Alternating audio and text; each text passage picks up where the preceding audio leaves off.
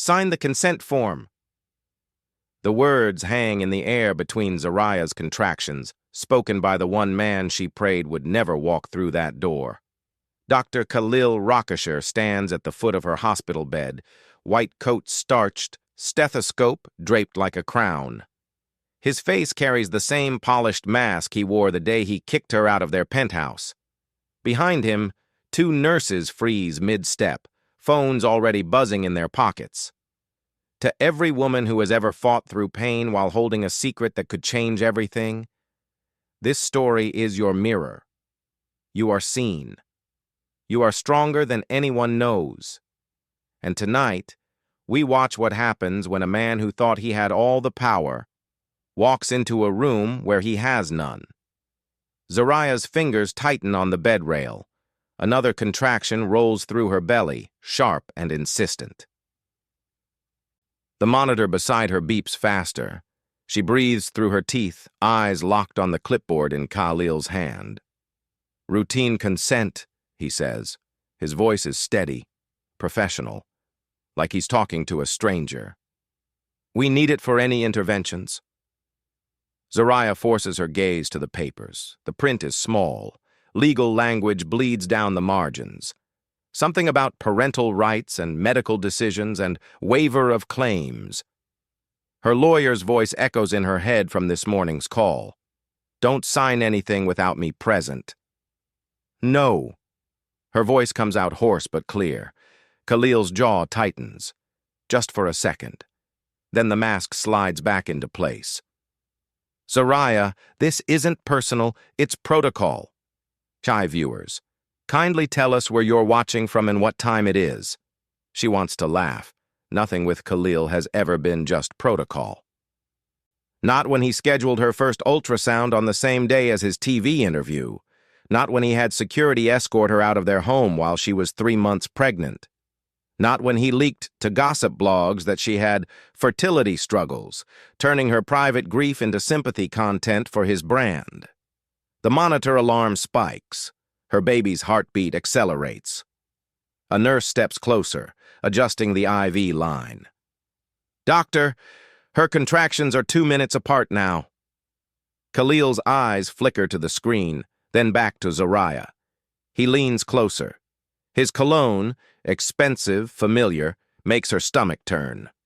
"You're making this harder than it needs to be," he whispers. "For both of you." Zariah's hand moves to her belly. Her daughter kicks, strong and insistent.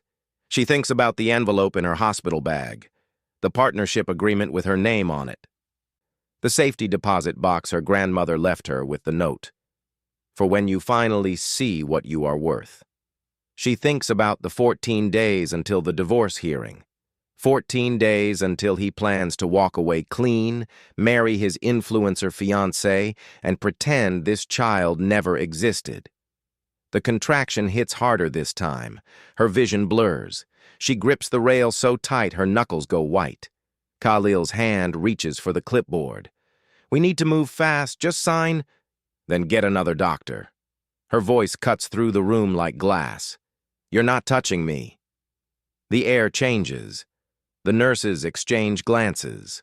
One of them steps toward the door. Kahlil's polished mask slips. For half a second, she sees the anger underneath. The same anger that flashed when she refused to handle things quietly at that out-of-state clinic. His fingers tighten on the clipboard. Then the monitor screams. The alarm is high and shrill. Her baby's heartbeat jumps erratically on the screen. Kahlil's face changes. His hand moves to the call button. "We need to move. Now." If you've ever been told you were too emotional or too difficult when you stood your ground, drop a comment below. Your instincts were right. You were never the problem. Hit that like button if you believe a woman's no should never need an explanation. And subscribe because this story is just beginning. And someone in your life needs to see what happens when a woman who was silenced finally speaks. The hallway smells like bleach and anxiety. Zariah's bed races toward the delivery room, wheels squeaking against linoleum. Kahlil walks beside the gurney. barking orders at a resident who looks barely older than a college student. Nurses sprint ahead, clearing the path. Another contraction rips through her. Zariah bites down on her lip, tasting copper. Her phone sits on the tray beside her, screen lighting up with notifications. She catches glimpses between waves of pain. Midnight Mothers. 47 new messages. The community she built in secret. Late at night, while the world slept. Women who taught her how to protect herself.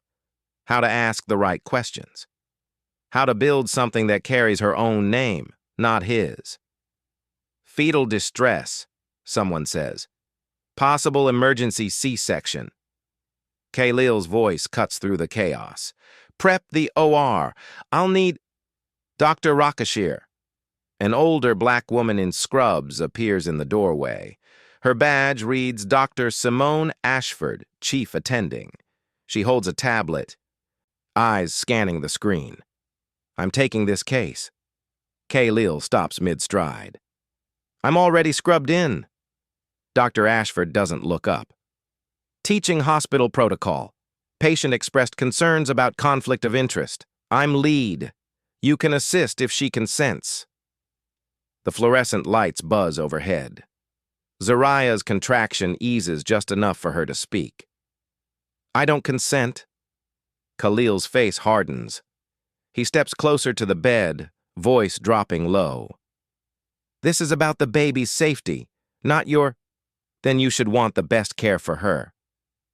Zariah's words come out between gasps. Which means someone who isn't trying to make me sign legal documents while I'm in labor. A nurse stifles something that might be a cough or a laugh. Kahlil's hand tightens on the bed rail. For 1 second, Zariah sees past the polished billionaire, past the golden boy of daytime talk shows. She sees the man who whispered at the charity gala that the board hates drama.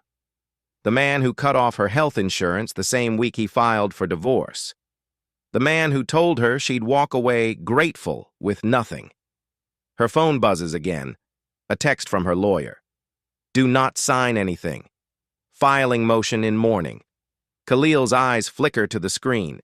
She watches his face change, the furrow between his brows, the slight tilt of his head. He sees the Midnight Mother's notification. He doesn't know what it means, but she can see the question forming. The moment shatters. Another contraction hits. The monitor screams again. Dr. Ashford moves with the swift efficiency of someone who has done this 1,000 times. Let's move. Now. The delivery room is bright and cold. Metal instruments gleam on trays. Zariah's breath comes in short bursts. Her body feels like it's splitting open. A nurse holds her hand, whispering something soft and steady. Kahlil stands in the corner, masked and gloved, forced into the role of observer. Through the haze of pain, Zariah catches him staring at her. Not with concern, with calculation. Like she's a problem he needs to solve before the clock runs out. 12 days until the divorce hearing. 12 days until he plans to finalize everything and announce his engagement to a woman with a perfect child-free image. Dr. Ashford's voice cuts through the fog. Zariah, I need you to push. The pain is fire and pressure and something beyond words. Zariah closes her eyes. She thinks about her grandmother's note. She thinks about the partnership agreement that proves she owned part of his empire from the beginning. She thinks about the women in Midnight Mothers who are watching her daughter's heartbeat through prayers and messages, building a safety net she never had to ask for. She pushes. Somewhere in the corner, Kahlil shifts his weight. She can feel his eyes on her, watching, waiting. Dr. Ashford's hands are steady. Almost there. One more. Zariah opens her eyes. She looks directly at Kahlil, and she whispers to herself, so quietly only she can hear, from abandoned to unmovable, from silenced to sovereign. Then she pushes again. The room erupts in motion. Voices overlap. Someone says, crowning. The monitor beeps steady and strong, and then a cry, small and fierce and alive. It's a girl. If you've ever had to become your own protector while everyone underestimated you, comment, "I am stronger than they know." Hit that subscribe button because this baby girl is about to change everything. And share this story with someone who needs to remember, your strength doesn't need anyone's permission. 3 years before that delivery room, Zariah couldn't sleep. The penthouse bedroom is silent, except for Kahlil's steady breathing beside her. Digital clock on the nightstand reads 2:47 a.m. Her hand rests on her belly, barely showing, but enough that she feels the flutter, the beginning of something. She reaches for her phone, opens the browser, types "pregnant and alone support group." The screen glows blue in the darkness. She scrolls past ads and articles until she finds it. A small forum called Midnight Mothers. The tagline reads, "For the women who build empires while the world sleeps." Zariah clicks join. The first post she sees is from someone called Miss Octavia, 47. If you're here at 2 a.m. worrying about money and the man sleeping next to you has no idea, you're not alone. Let's talk about what they don't teach us. She reads for an hour, then another. Women sharing budget spreadsheets, tips on opening separate bank accounts, how to ask the right questions before signing anything, how to protect credit, how to hide savings in roundup apps and prepaid cards, how to document everything. When Kahlil's alarm goes off at 6, Zariah pretends to be asleep. He showers, dresses, leaves without saying goodbye. The penthouse door clicks shut. She opens her laptop. 3 months later, Miss Octavia becomes more than a screen name. She's a retired church treasurer with silver hair and reading glasses that sit crooked on her nose. They meet at a coffee shop downtown, away from the glass towers where Kahlil's name hangs in gold letters. "Your grandmother was a smart woman," Miss Octavia says, sliding a folder across the table. "She knew what she was doing."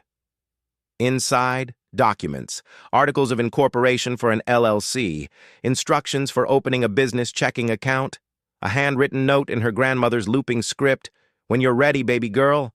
This money is yours, not his." Zariah's hands shake as she reads. Her grandmother died 2 years ago, before Zariah even met Kahlil, before the whirlwind romance and the charity galas and the penthouse with floor-to-ceiling windows, before she became Mrs. Rockeshire in the society pages. "She left this for you," Zariah whispers. "She left you more than this." Miss Octavia taps the folder. "There's a safety deposit box. The key is in here. She made me promise not to tell you until you ask the right questions."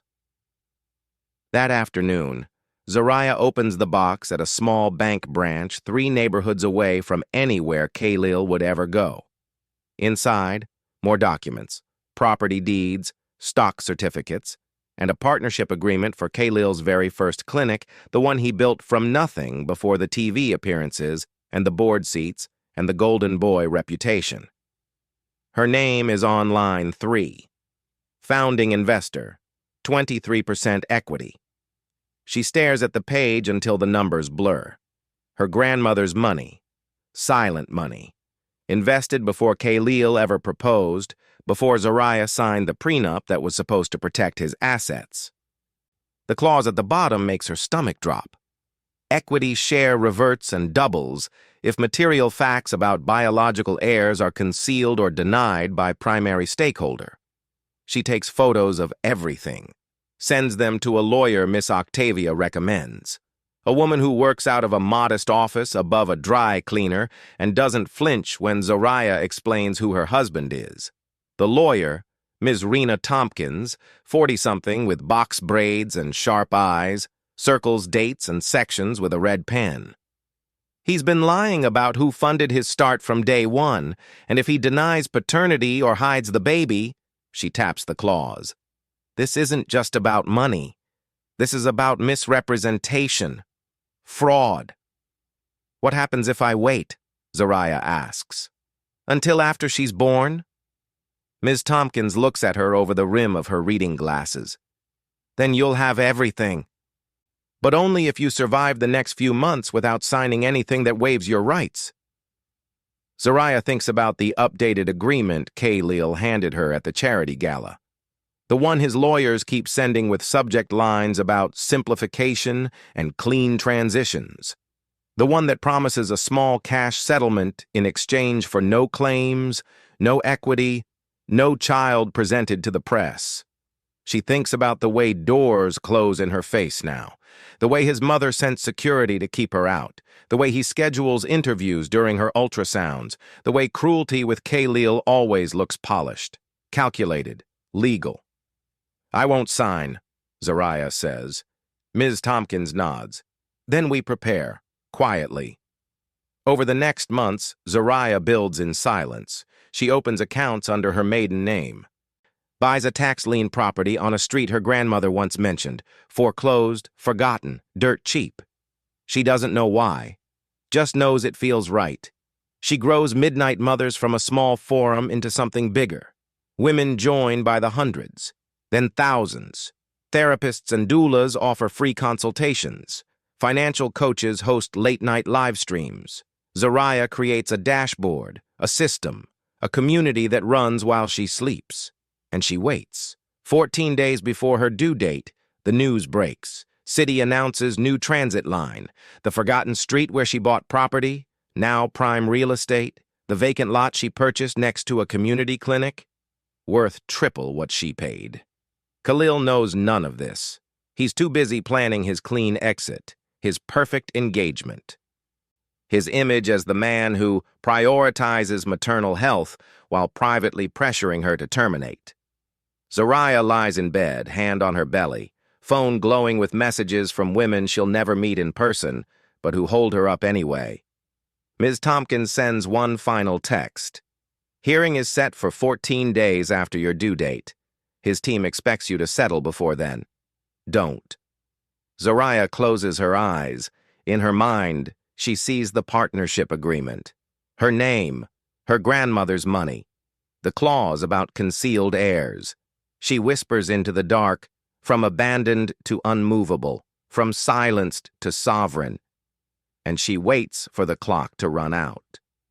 If you've ever built something in secret while everyone slept on your potential, drop it in the comments. Your quiet moves are about to pay off.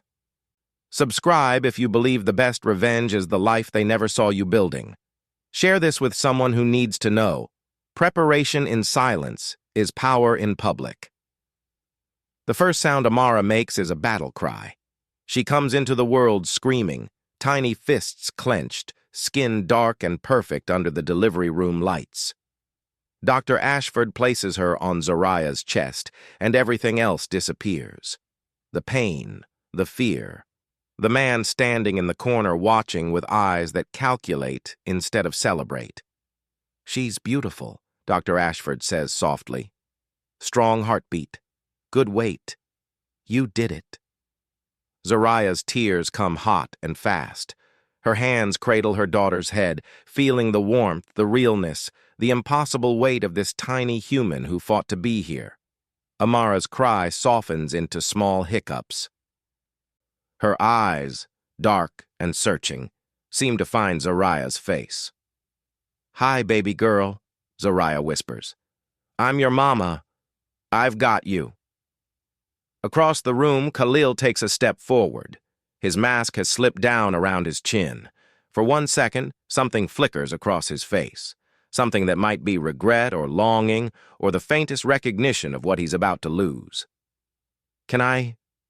His voice cracks. He clears his throat. Can I hold her?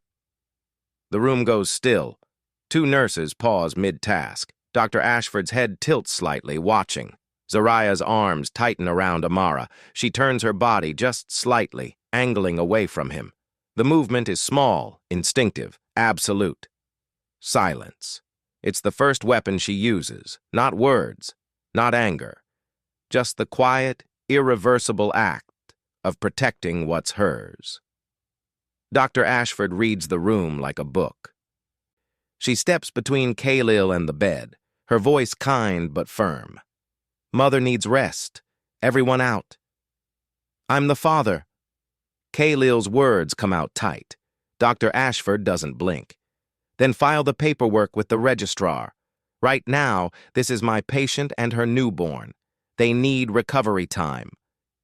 Kahlil's jaw works. He looks at Zariah, at the baby in her arms, at the nurses who won't meet his eyes.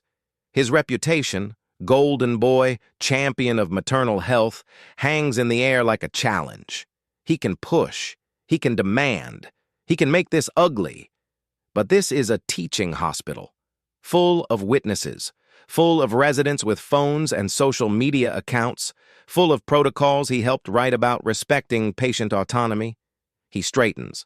The polished mask slides back into place. Of course, I'll check back in an hour. He walks to the door, pauses, turns back. We still have things to settle, Zariah. Don't make this ugly. Then he's gone. The door swings shut. The room exhales. Zariah looks down at Amara. Her daughter has fallen asleep against her chest. Tiny mouth slack, perfect eyelashes resting against brown cheeks. She's so small, so breakable, so completely worth everything. A nurse approaches with a soft blanket. You did amazing, Mama. She's perfect. Zariah nods, throat too tight for words. Another nurse, the younger one who held her hand during the hardest contractions, leans in. Someone dropped this off for you earlier. She hands Zariah a sealed manila envelope. Security brought it up from the front desk. The envelope is thick, heavy, marked, urgent, open before discharge. Zariah's hands shake as she opens it. Inside, new settlement papers. Different from the ones Kahlil's lawyers have been sending. These are thicker, more aggressive, and clipped to the front. An emergency custody petition, filed this morning, claiming she's emotionally unstable, claiming she withheld medical consent, endangering the child, claiming she's attempting to alienate parental rights for financial gain. Her vision blurs. The words swim on the page. He filed this while she was in labor, while she was fighting to bring their daughter into the world. He was in some office signing papers that call her unfit.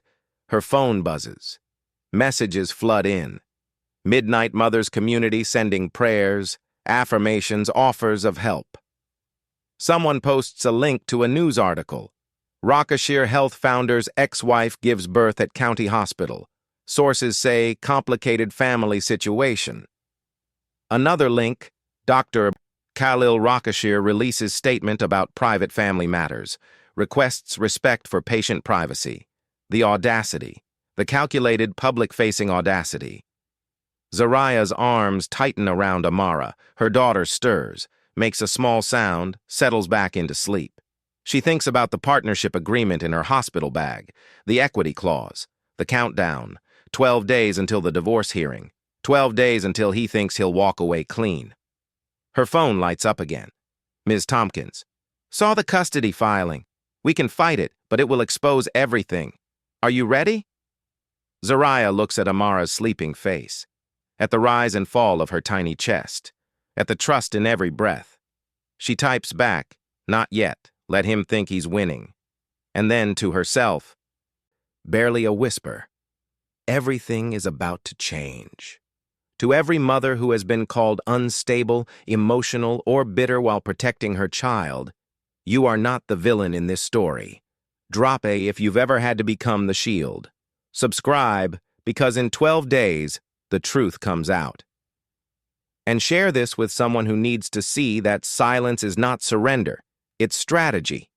The recovery room is smaller than the delivery room, but quieter. Zariah lies propped against pillows, Amara sleeping in the clear bassinet beside her. Through the window, dawn breaks over the city, pink and gray and relentless. Her phone hasn't stopped buzzing. She mutes it and scrolls. The headlines have multiplied overnight. Dr. Rockeshire's mystery baby, what we know. Former Mrs. Bass's Rockeshire gives birth. Amid divorce proceedings. Sources, Kahlil Rockeshire's ex, chose County Hospital over his world-class facility. Someone leaked the story. Maybe the nurses. Maybe hospital admin. Maybe Kahlil himself, controlling the narrative before she can. The comments are worse. Hundreds of strangers weighing in, gold digger trying to trap him with a baby. She's probably lying about who the father is. If she was really struggling, why didn't she just accept his help? This is what happens when you marry for money instead of love. Zariah's chest tightens. She wants to throw the phone, wants to scream that they don't know. They don't know about the prenup she signed while sick and in love. They don't know about the accounts he cut off. They don't know about the lawyer at the charity gala who called her a reputation risk. They don't know about the clinic he tried to schedule before she refused. But she can't say any of that. Not yet. Not until the hearing. Her phone buzzes with a call. Ms. Tompkins. "Have you seen the headlines?" her lawyer asks, voice tight. "All of them. He's building a narrative. The custody petition frames you as unstable, refusing medical care, alienating him from the child. The media is running with scorned ex-wife." Zariah closes her eyes. Can we stop it? We can fight the custody claim, but it will expose everything. The partnership agreement, the equity fraud, his pharmaceutical contracts, everything. And if I wait, then you let him control the story for 12 more days. Let the public think you're bitter and broke. Let him look like the victim. Amara stirs in her bassinet, makes a small sound. Zariah reaches out, touches her daughter's hand. Amara's tiny fingers curl around her thumb. Let him think he's winning, Zariah says. A pause. Then, "Are you sure?" "I'm sure." After they hang up, Zariah opens the Midnight Mother's dashboard. 49,000 members now, growing every hour. Messages pour in. "Praying for you, sister. Don't let them break you. We see you." She types a message to the group under her screen name. "To everyone watching this story unfold, remember, the woman they call bitter is often the woman who refused to beg. The woman they call unstable is often the woman who asked too many questions. And the woman they call a gold digger is often the woman who quietly owned the gold mine all along. She posts it, watches it get shared, commented, screenshot, and reposted across platforms. She doesn't say it's her. Not yet. A knock at the door. A nurse enters with discharge papers and a tired smile. "You're clear to go home in a few hours. Dad left his information at the desk if you need anything." Dad. The word tastes bitter. Zariah signs the discharge forms, every page except the one about paternal consent for future medical decisions. That one stays blank. Her phone buzzes. Unknown number. She almost ignores it, but something makes her answer. "You need to see what's happening at the hospital." A woman's voice, young, nervous. "Check local news." The line goes dead. Zariah opens her browser with shaking hands. Searches Rockeshire Hospital News. The first result makes her breath catch. Breaking. Federal Review. Launched into Rockeshire Women's Health, following anonymous whistleblower complaint about C-section incentive program. She clicks, scans. Key phrases jump out. Pharmaceutical partnership that allegedly provides bonuses for high C-section rates. Federal investigators requesting internal documents. Anonymous complaint filed by healthcare worker familiar with contracts. Dr. Rockeshire's legal team has not yet commented. Zariah's heart pounds. She didn't file this. Her lawyer didn't file this. Someone else, someone inside his empire, pulled the trigger. She scrolls further. Finds a statement from a hospital board member. "We take these allegations seriously and are cooperating fully with investigators." Another headline. Rockeshire Health stock drops 8% following federal investigation news. She looks at Amara. At her sleeping daughter who has no idea that the world outside this room is starting to shift. 12 days. That's all that's left. Zariah opens her texts. Finds the thread with Ms. Tompkins. Types. Did you file the federal complaint? 3 dots appear. Then, no. But someone did. And they had access to documents we don't have. Someone inside. Someone who saw the contracts, the bonuses, the incentives to push unnecessary surgeries on vulnerable women. Zariah thinks about the nurses who whispered when Kahlil walked in, the resident who looked uncomfortable. The staff who watched him try to make her sign forms during labor. She thinks about Dr. Ashford, who stepped in without being asked. The phone buzzes again. Another headline. Dr. Kahlil Rockeshire cancels weekend media appearances amid federal investigation. Then another message, this time from Miss Octavia in the Midnight Mothers group. Baby girl, get some rest. The universe is working, and so are we. Zariah's hands shake as she sets the phone down. She looks at Amara, at her daughter who will grow up knowing that her mother didn't beg, didn't break, didn't sign away her power just because someone told her to be grateful. 9 days left until the hearing, 9 days until the courtroom, 9 days until everything he tried to hide comes into the light. She whispers, from abandoned to unmovable, from silenced to sovereign. And for the first time since she walked into this hospital in labor, Zariah Colston smiles. If you've ever watched the universe step in right when you needed it most, comment, divine timing. Hit subscribe because in 9 days the courtroom scene will break the internet. And share this story with someone who needs to know. When you hold your truth long enough, the whole world eventually has to listen. Your time is coming. The apartment is small but hers. Zariah moves through the 3 rooms with Amara strapped to her chest, baby carrier snug and warm. No marble counters, no floor-to-ceiling windows, just clean walls, second-hand furniture, and a lock she controls. The mortgage is in her maiden name. The utilities, too. Nothing ties this place to Kahlil Rockeshire or the penthouse life she walked away from. Amara makes soft sleep sounds against her collarbone. 3 days old, perfect and unaware that while she sleeps, her mother is at war. On the coffee table, laptop open to 3 tabs. First tab shows the Midnight Mothers dashboard. 62,000 members now. Messages pour in faster than she can read them. Women offering legal funds, meal delivery, childcare, prayers. The second tab displays her LLC account. Property sales clearing, fractional shares accumulating, quiet money growing in accounts Kahlil doesn't know exist. The third tab, news alerts about Rockeshire women's health. Federal investigators request internal documents. Rockeshire Health Board calls. Emergency session stock continues slide, down 14%. This week, Zariah's phone buzzes. Ms. Tompkins. His lawyers are panicking. 3 settlement offers today. Each one bigger than the last. Don't respond. She doesn't. While Kahlil scrambles to contain the federal investigation, Zariah feeds her daughter and files paperwork.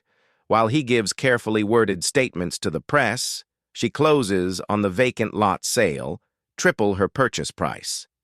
While his legal team floods her inbox with settlement offers, she opens a business checking account for Midnight Mothers, LLC, and signs partnership agreements with 3 national legal aid clinics. Her phone lights up with an Instagram notification. Simone, Kahlil's fiancée, has posted a new photo. Ring prominent. Caption: choosing peace over drama. Some women build lives, others just chase headlines. For child-free by choice, blessed life. The post tags Zariah's old Instagram handle. Zariah sees the notification, reads the caption, and does nothing. No reply. No comment, no like, no block, no acknowledgement. Just silence. The post sits there, desperate for reaction, and receives none from the one person it's aimed at. That's the second weapon. Refusal to engage, refusal to play the role they've written for her. She closes Instagram and opens her email. Miss Octavia has sent research, property records showing the land Zariah bought, the forgotten lot her grandmother mentioned, sits directly adjacent to the site where Kahlil planned his flagship facility. His Rockeshire birth palace, $500 million project, announced 6 months ago with press conference and architectural renderings. He can't build without access to that lot. The zoning requires it for parking and emergency vehicle access, and Zariah owns it, outright. She screenshots the property deed, sends it to Ms. Tompkins with 2 words, leverage, later. Amara wakes, fussing. Zariah shifts her, begins nursing. The sun sets outside her window, orange and pink against city buildings. No waterfall lobby, no concierge. Just her daughter, and the quiet empire she builds one decision at a time. Her laptop pings. A new headline, Rockeshire's fiancée Simone Hart, breaks silence. Family drama won't define our future. The article quotes Simone extensively. Words like moving forward and not letting the past control us and protecting our peace. The subtext is clear. Zariah is chaos. Simone is calm. Kahlil chose right. Zariah closes the tab without reading to the end. She whispers to Amara, lips against her daughter's soft hair, from abandoned to unmovable, from silenced to sovereign. Her phone buzzes again. This time it's a private message in Midnight Mothers, from someone new. The profile name is just initials, RT. You don't know me, but I worked at Rockeshire Health for 6 years. I'm the one who filed the federal complaint. I have more documents if your lawyer needs them. I'm tired of watching good women get hurt for profit. When you're ready, I'm ready. Zariah's pulse quickens. She responds, "Thank you. My lawyer will contact you. You're not alone anymore." Within an hour, Ms. Tompkins has connected with RT. Within 3 hours, a new folder arrives in Zariah's secure email. 57 pages of contracts, bonus structures, board meeting minutes, and internal memos discussing optimal intervention rates and revenue maximization through surgical procedures. Evidence, mountains of it. 7 days until the hearing. 7 days until everything comes out in open court. Zariah saves every file, backs them up, sends copies to Ms. Tompkins, Miss Octavia, and 3 other trusted members of the Midnight Mothers leadership team. Amara falls asleep again, milk-drunk and peaceful. Zariah holds her close and watches the city lights blink on across the skyline. Somewhere out there, Kahlil is pacing, yelling at lawyers, trying to control the narrative, trying to make her disappear into a settlement and an NDA before the truth buries him. But she's not signing. Not today. Not in 7 days. Not ever. If you've ever been called dramatic while quietly collecting receipts, comment, "I have the documents." Subscribe because in 7 days, every receipt gets read in court. Share this with someone who needs to know. Your silence doesn't mean you're weak. It means you're loading. Midnight Mothers goes live at midnight. Not the private forum, not the hidden dashboard, the full platform, website, app, national partnerships, press release. Everything Zariah has been building in secret for 3 years launches while the rest of the country sleeps. By morning, 50,000 new users have signed up. Zariah sits at her small kitchen table, Amara asleep in the bassinet beside her, watching the numbers climb. Doulas offering free consultations. Therapists hosting trauma-informed support groups. Financial coaches teaching budgeting, credit repair, LLC formation. Legal aid clinics providing consultation for women navigating divorce, custody, domestic violence. The tagline at the top of the homepage, "For the women who build empires while the world sleeps." By noon, media outlets pick up the story. Not as Rockeshire's bitter ex-wife launches revenge platform, but as new maternal support network gains 100K users in 12 hours, addresses gap in postpartum financial education. The framing is different.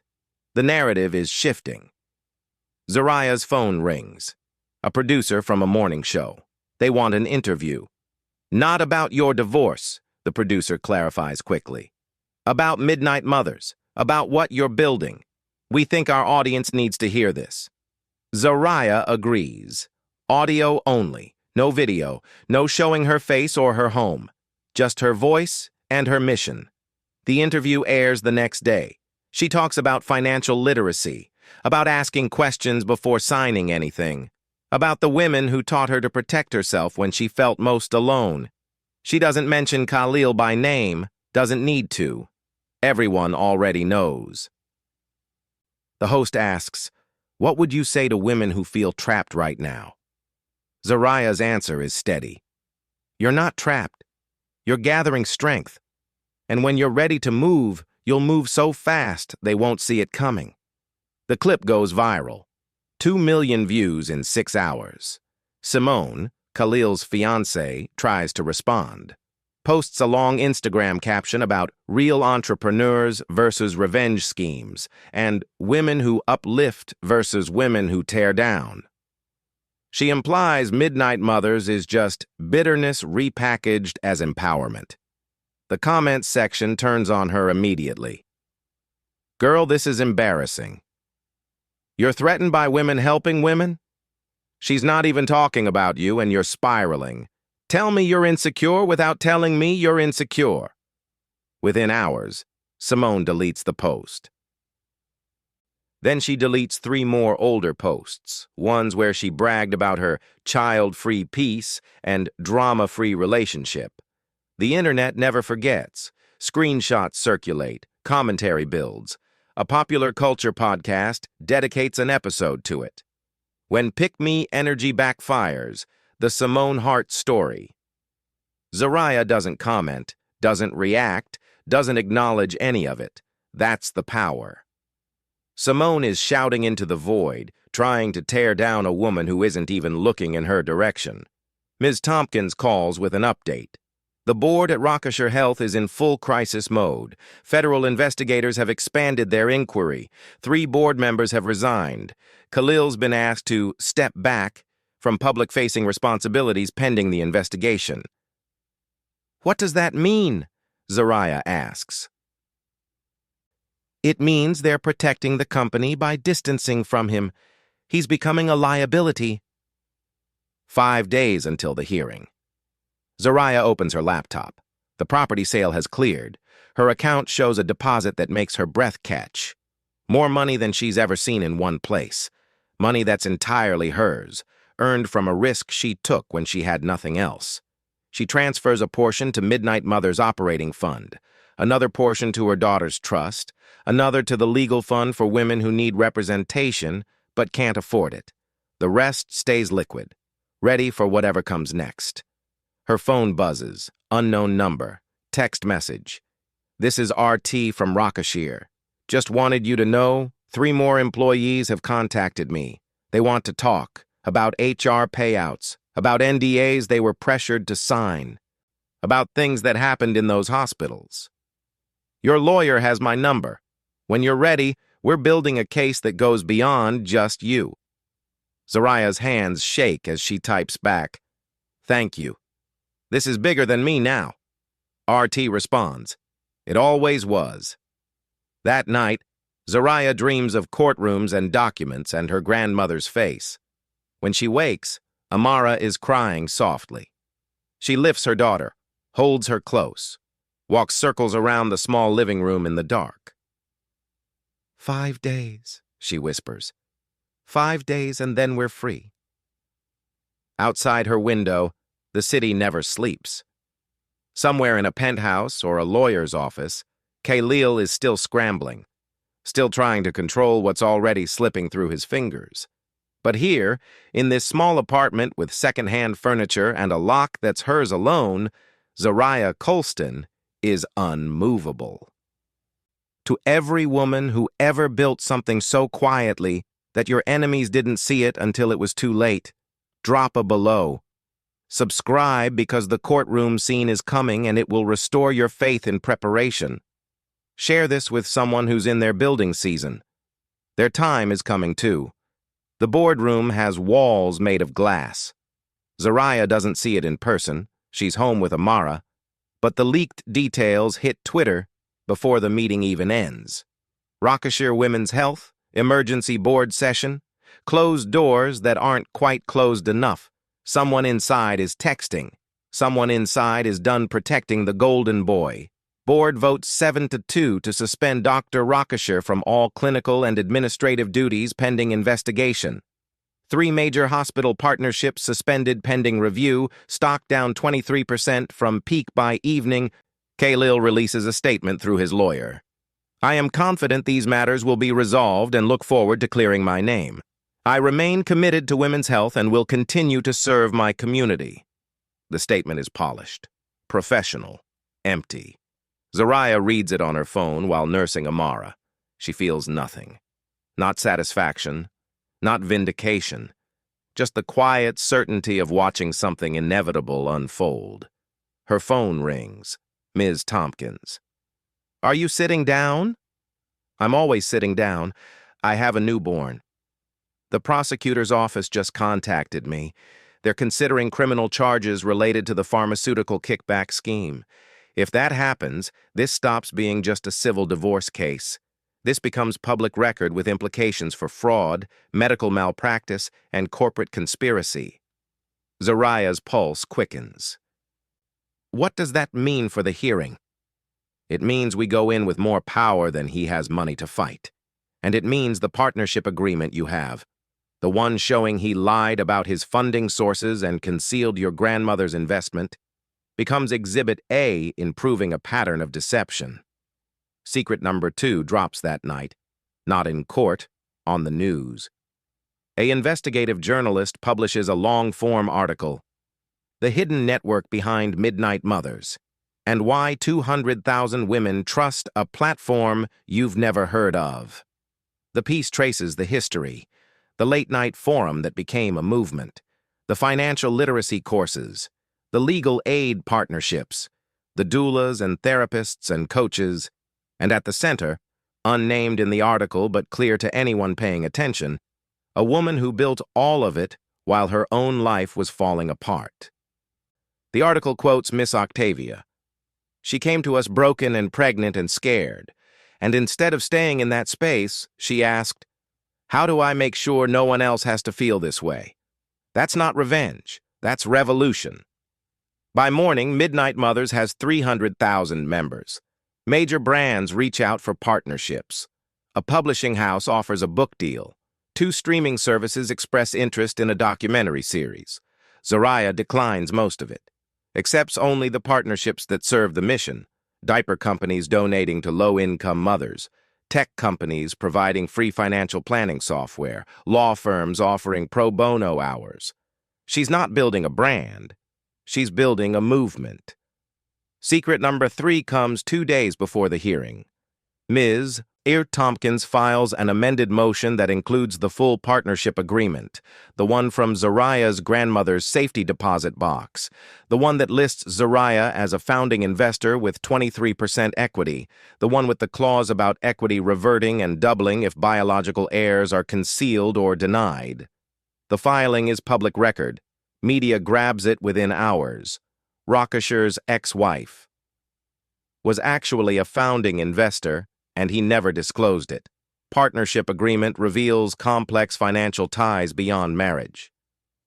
Legal experts. This changes everything. Kahlil's lawyer releases another statement. These claims are without merit and will be addressed in court. But the cracks are showing. His engagement photos disappear from Simone's Instagram. A gossip site reports she's been staying at her parents' house, not at Kahlil's penthouse. Someone leaks a photo of her without her ring. The secondary villain is crumbling. Not because anyone attacked her, but because the man she chose to elevate herself with is sinking, and she's not willing to drown with him. Zariah watches it all unfold from her small apartment. Amara sleeps in her arms. The late afternoon light filters through the curtains, golden and soft.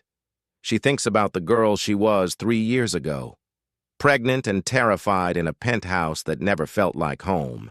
signing papers she didn't understand, believing the man who told her to be grateful. She thinks about the woman she is now, tired and battle-worn, but standing, holding her daughter, holding her power, holding every piece of evidence that proves she was never the problem. Her phone lights up with a message from the Midnight Mothers community. We're with you. Whatever happens in 2 days, we're with you. She types back, from abandoned to unmovable, from silenced to sovereign.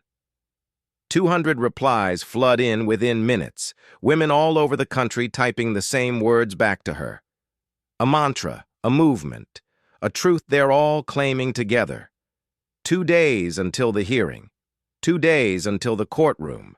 2 days until every secret comes into the light and the man who tried to erase her has to face what he tried to bury. Zariah Colston closes her eyes, holds her daughter close, and waits for the final countdown to hit 0. Comment, I am sovereign. If you've ever held your truth so tight that eventually the whole world had to listen. Subscribe because in 2 days, justice gets served cold. And share this. Someone in your life is counting down to their own moment of truth. Let them know your time is coming. The courthouse steps are crowded with cameras. Zariah arrives in an Uber, not a town car. Amara is with Miss Octavia today, safe and far from this circus. She wears a navy dress, simple, professional, nothing that screams wealth or desperation. Her hair is pulled back, no makeup except clear lip balm. She carries a folder and her phone. Ms. Tompkins meets her at the side entrance. Ready? Zariah nods. She's been ready for 9 months, longer. The courtroom is smaller than she expected. Wood paneling, fluorescent lights. A judge's bench that looks like it's seen 1,000 divorces just like this one, except this one isn't like the others. Kahlil sits at the opposite table with 3 lawyers. He wears a charcoal suit, crisp and expensive. His face is calm, controlled. But she sees the tightness around his eyes, the way his jaw works when he thinks no one is watching. He doesn't look at her when she walks in. The hearing begins with procedural language, division of assets, custody arrangements, standard divorce proceedings. Then Ms. Tompkins stands. Your Honor, before we proceed with standard asset division, we need to address a foundational issue. Mrs. Colston was not merely a spouse. She was and remains a founding investor and equity partner in Dr. Rockeshire's primary business venture. Kahlil's lead lawyer objects. Your Honor, the prenuptial agreement clearly outlines... The prenuptial agreement, Ms. Tompkins interrupts smoothly, addresses marital assets. This partnership agreement predates the marriage and was never disclosed during prenup negotiations. In fact, it appears Dr. Rockeshire actively concealed Mrs. Colston's investment stake from his own legal team. She slides the partnership agreement across to the judge, then the stock certificates, then the property records, then the emails between Kahlil and his accountants discussing how to minimize visibility of silent partner funding. The judge reads in silence. The courtroom is so quiet Zariah can hear her own heartbeat. Dr. Rockeshire, the judge says slowly, were you aware your wife held equity in your company prior to marriage? Kahlil's lawyer whispers to him. He clears his throat. The investment was made by her grandmother, Your Honor, not by Mrs. Colston herself. But the equity belongs to Mrs. Colston, correct? A pause. Technically. And you did not disclose this when drafting the prenuptial agreement? Another pause. Longer this time. I did not believe it was relevant. Ms. Tompkins stands again. Your Honor, that equity stake included a reversion clause. If Dr. Rockeshire concealed or denied biological children from the partnership, the equity doubles and full voting rights transfer to Mrs. Colston. She slides another document forward. Dr. Rockeshire filed for divorce while his wife was pregnant and has repeatedly denied paternity in both private communications and public statements. The clause has been triggered. The courtroom erupts. Kahlil's lawyers huddle. One of them stands, face red. Your Honor, this is documented, Ms. Tompkins finishes, with emails, text messages, and recorded statements. We also have testimony from hospital staff regarding Dr. Rockeshire's attempts to coerce Mrs. Colston into signing away parental rights during active labor. She presents another folder. Additionally, we have evidence of ongoing federal investigation into Dr. Rockeshire's business practices, including pharmaceutical kickback schemes and unnecessary surgical interventions for profit. Mrs. Colston's equity stake means she has legal standing to sue for damages related to fraud and misrepresentation. The judge holds up a hand. I'm going to need time to review these documents. 30-minute recess. Zariah steps into the hallway. Her hands are shaking, but her spine is straight. Ms. Tompkins squeezes her shoulder. You're doing great. Through the courthouse windows, she sees reporters gathering. Sees social media notifications flooding her silenced phone, sees the story spreading in real time. When they return to the courtroom, the judge's face is set. I'm ordering a forensic audit of all business assets. I'm pausing the divorce proceedings pending resolution of the partnership dispute, and I'm granting Mrs. Colston temporary primary custody with Dr. Rockeshire's visitation to be supervised pending. She looks at him directly. Resolution of the federal investigation. Kahlil's face goes white. Ms. Tompkins presents one final document. Your Honor, there's also the matter of property. Mrs. Colston owns the land parcel adjacent to Dr. Rockeshire's planned flagship facility. Without access to that land, the project cannot proceed. Dr. Rockeshire has been negotiating with shell companies to acquire it, not knowing his ex-wife was the seller. Secret number 4, the final piece. The judge's eyebrows rise. Mrs. Colston, is this correct? Zariah speaks for the first time. Her voice is steady. Yes, Your Honor. And do you intend to sell that land to Dr. Rockeshire? No, Your Honor. I've sold it to a nonprofit organization building a community birth center. The sale closed this morning. The courtroom goes silent. Kahlil's flagship project, the $500 million palace that was supposed to cement his legacy, is dead. Killed by a woman he tried to erase. The countdown hits 0. The hearing ends with orders for financial discovery, custody arrangements, and a follow-up date. Kahlil's lawyers usher him out through a back exit. Zariah walks through the main doors. Outside, reporters shout questions. She doesn't stop, doesn't answer. Just walks toward the street where Miss Octavia is waiting with Amara. Behind her, she hears his voice. Zariah! Wait! She keeps walking. Zariah, please, we need to talk. She reaches the car. Miss Octavia has Amara in her arms, smiling at her grandmother figure. Zariah takes her daughter, feels her warm weight, her aliveness. Kahlil reaches the car just as she's climbing in. I made mistakes, he says.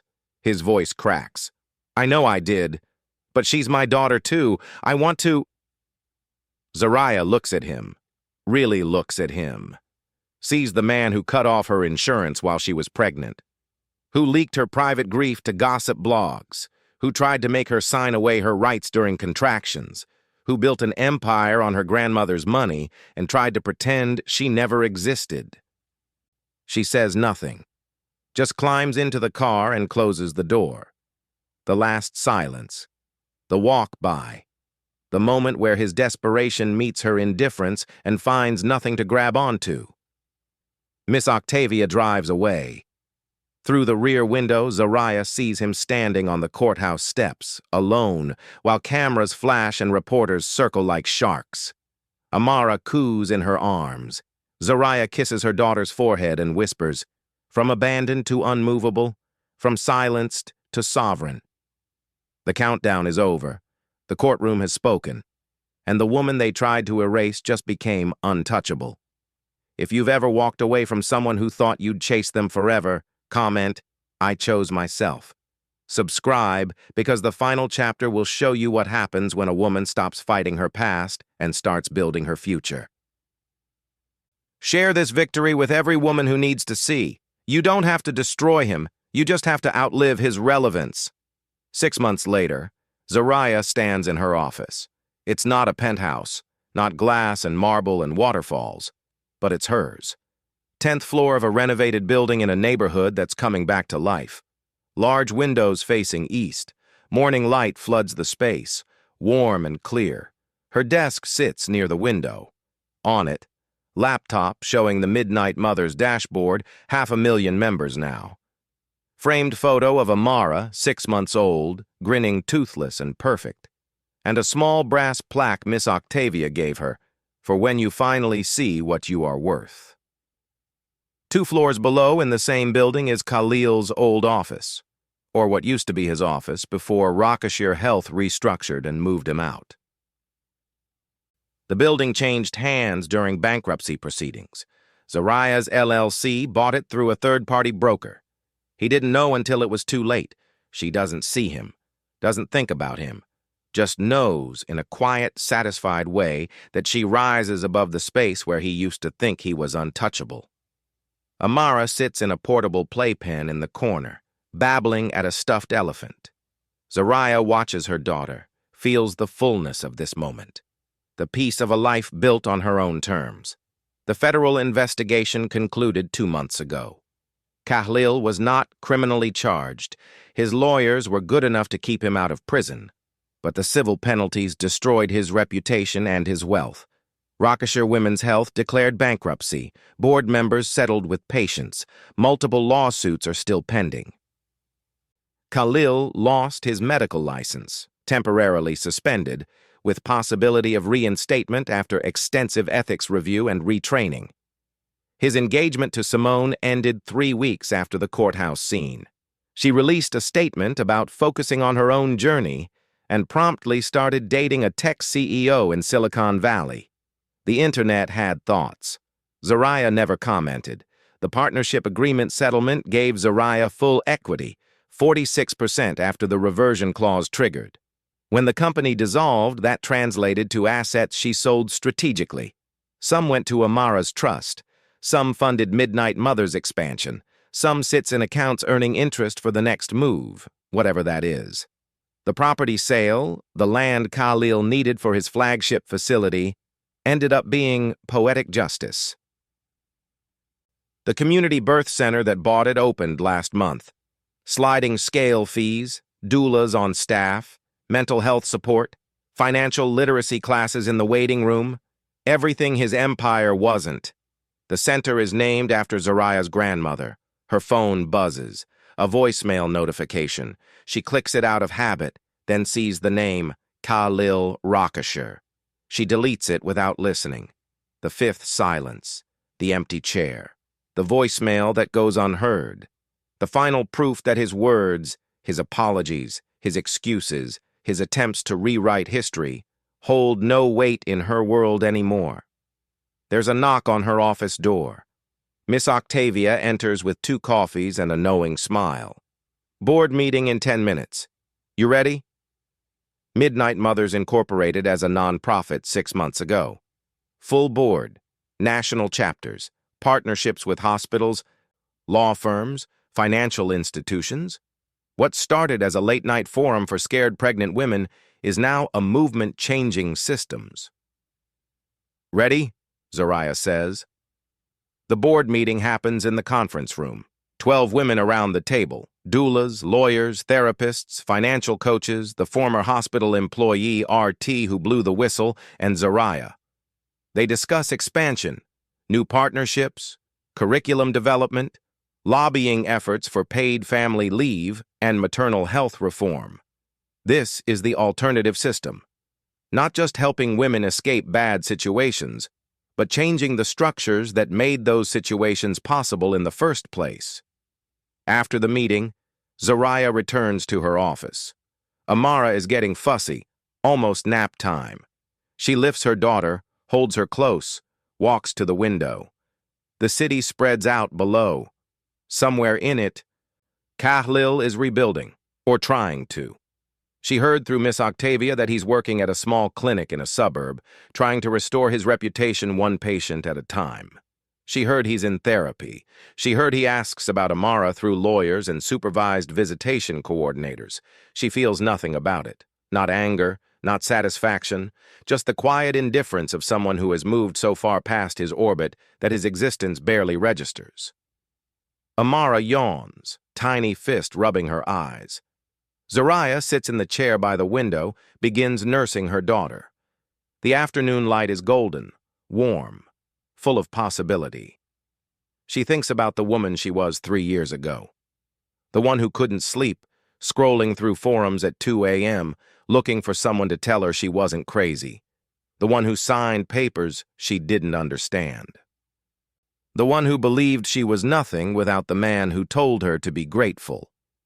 She thinks about the woman she is now. Tired, yes. Battle-worn, yes. But standing in a space she built with her own name on the door. Holding a daughter who will grow up watching her mother own her power. Leading a movement that has changed thousands of lives and will change thousands more. She whispers the mantra one last time, not for herself, but for everyone who will hear this story. We go from abandoned to unmovable. From silenced to sovereign. And we do it together. This story is for every woman building something in secret while the world sleeps on her. To the mother working 2 jobs and taking online classes after her kids go to bed. To the wife who opens a separate bank account and doesn't tell her husband. To the employee who documents every unfair email, every dismissive comment, every time she was passed over. To the daughter who watches her mother struggle and promises herself it will be different. Your story matters. Not someday. Right now. Today. If you're in your midnight season, working, healing, planning while everyone underestimates you, drop a comment below. Tell us one thing you're building that no one sees yet. Let's remind each other, the most powerful moves happen in silence. And when you're ready to rise, the whole world will know your name. Not because you begged for it, but because you built something too big to ignore. Subscribe if you believe that the truest revenge is peace, power, and a legacy they never saw coming.